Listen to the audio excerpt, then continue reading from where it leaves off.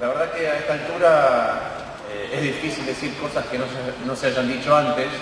Ya llevamos la cuarta sesión en minoría sobre este tema, lo que demuestra la importancia que tiene para todos los que estamos acá presentes y además el grado de consenso que hay con respecto a los distintos temas, lo cual se ve en los proyectos de ley de cada una de las partes.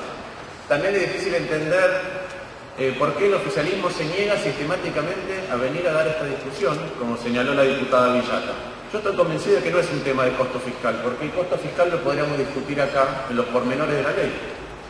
Y además, ya se ha dicho antes, ha habido proyectos que nosotros hemos venido a discutir que han tenido un costo fiscal significativo. Si uno suma la rebaja de las contribuciones patronales con las exenciones que se dieron al biodiesel, estamos hablando nada menos que de 8.000 millones de pesos.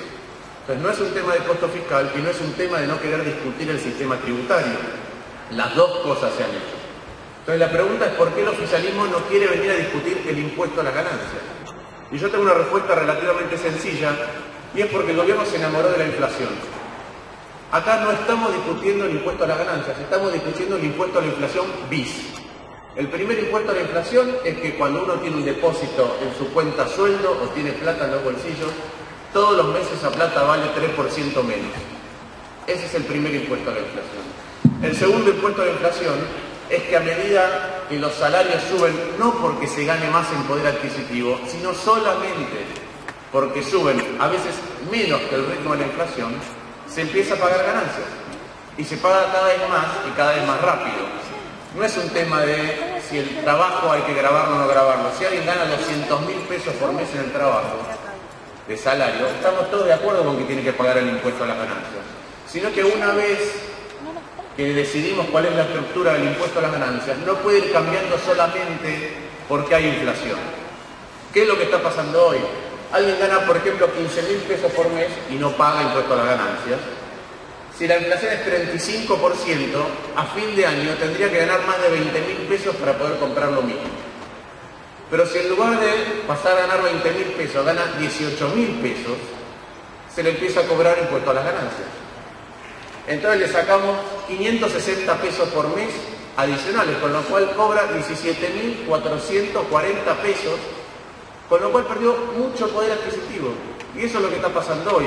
Adicionalmente, porque no se adecuaron los tramos, lo que ocurre es que se empieza a pagar inmediatamente una alícuota muy alta. La primera alícuota efectiva, cuando se pasa a pagar, se pasa a ganar 500 o 1.000 pesos, es de 18%. Entonces no estamos solamente hablando de a partir de dónde se paga, sino de readecuar los tramos para que esto no sea un impuesto enorme, cada vez más grande, sobre la clase media y solo por imperio de la inflación. Y hay muchas otras inequidades dentro del sistema. Nosotros lo que pedimos es que se adecue, dado que el gobierno decidió tener inflación porque quiere y porque le conviene, que esto se adecue, y si no lo quiere adecuar por índices que propongamos nosotros, que lo adecue inclusive por el propio IPC-NU. Ahora, si no lo quiere adecuar ni por su propio índice, lo que nos está diciendo es que quiere cobrar más impuesto a las ganancias, en rigor, como decía antes, más impuesto a la inflación. Pero no es la única discriminación que tiene el sistema. Hay otras que son igual de importantes. Por ejemplo, subimos la asignación universal por hijo a 644 pesos. Las asignaciones familiares se adecuaron, pero son más bajas, porque a medida que se sube el nivel de ingreso, cada vez es menor la asignación familiar. Entonces llega hasta 132 pesos, ¿sí? Pero alguien que gana entre 8 y 15.000 pesos recibe 260 o 132 pesos. Pero cuando empieza el impuesto a las ganancias, como me puedo descontar los hijos del impuesto a las ganancias, el valor de un hijo vuelve a subir. Es decir, la asignación universal por hijo es sumamente importante y contempla las necesidades de un grupo muy vulnerable. A los que más tienen le dejamos de contar ganancias por hijo, pero a los que están en el medio, tener un hijo les cuesta mucho más. Que es una inequidad enorme otra vez para la clase media y la clase media baja. Lo mismo ocurre con la posibilidad de desgravar intereses por el pago de créditos hipotecarios, pero no alquileres. ¿Cuál es la lógica? Alguien saca un crédito hipotecario, es de los pocos, del 3% de los trabajadores registrados que en la Argentina hoy puede acceder a un crédito hipotecario por su nivel de ingreso, y a ese le permite deducir los intereses del pago de su crédito hipotecario, pero a otro que está en peor situación y tiene que pagar alquiler y no es propietario, no puede deducir alquiler. Esta es otra coincidencia que tenemos entre varios de los bloques. Y es raro, aquello que tiene olor a un beneficio para el sistema financiero, otra vez tiene una ventaja en la concepción del kirchnerismo. Pero no es solo eso, ya se mencionó antes, pero voy a ampliar lo que dijo el diputado Lozano. De acuerdo a los propios datos de la AFIP, en la Argentina hubo hace un año 10.000 personas que ganaron en promedio 3,5 millones de pesos cada una. Repito, 10.000 personas por AFIP, ¿sí? Datos de AFIP, que ganaron en promedio 3,5 millones de pesos cada una. ¿Cuál fue la tasa efectiva de esas personas? 16,4%. Otra vez, ¿por qué? Porque hay enormes extensiones dentro del sistema, dentro de la ley del impuesto a las ganancias, la principal, la renta financiera. Si hubieran pagado la alícuota normal, se hubieran recaudado 6.100 millones de pesos adicionales. Y estoy hablando solamente de esos 10.000. Entonces, cuando vemos cómo encara el gobierno nacional, el oficialismo, el impuesto a las ganancias, primero, está cobrando un impuesto adicional a la inflación. Segundo, permite que todas aquellas cosas que tienen que ver con el sistema financiero sigan estando privilegiadas en la Argentina.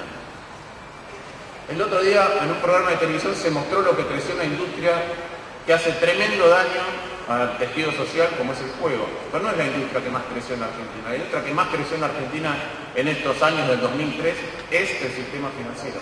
Y de hecho, cuando vino el jefe de gabinete acá, le preguntamos por qué cuando devaluaron y después hicieron la modificación reglamentaria, le regalaron 9.700 millones de pesos adicionales al sistema financiero. Esto es lo que queremos discutir. Queremos discutir, una vez que hablamos de la estructura tributaria, queremos saber que tenemos una estructura tributaria que apunta a corregir desigualdades. En el caso del impuesto a las ganancias, que es un impuesto progresivo, cuál es exactamente la forma que tiene que tener y no tocarlo meramente porque hay inflación. Si no hablamos de estas cosas, si cada vez que hay que dar estos debates, el oficialismo no se sienta, lo único que podemos deducir es que es un ejemplo más de la enorme hipocresía que tiene el gobierno nacional ahora de hablar de progresismo. Muchas gracias. Gracias, señor diputado.